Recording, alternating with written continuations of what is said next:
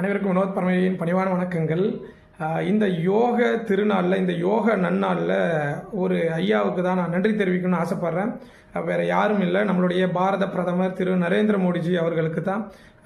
நான் ஒரு யோகா ஆசிரியராக இருந்து கண்டிப்பாக அவருக்கு நன்றி தெரிவிச்சே ஆகணும். 10 வருடங்களாக இந்த யோக திருவிழாவை நடத்திக்கிட்டு வராரு.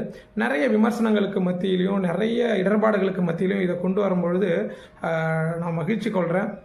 என்ன அப்படின்னா, ஒரு 5000 வருடங்களுக்கு முன்னாடி பழமை வாய்ந்த ஒரு கலை.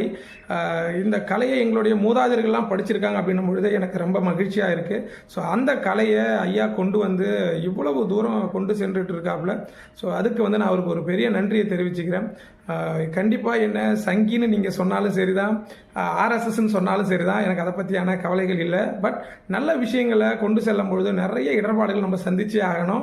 இருந்தாலும் வாழ்க யோகம், யோகம் அல்லட்டும். அடுத்த பதிவில் கண்டிப்பாக சந்திக்கிறேன். நன்றி.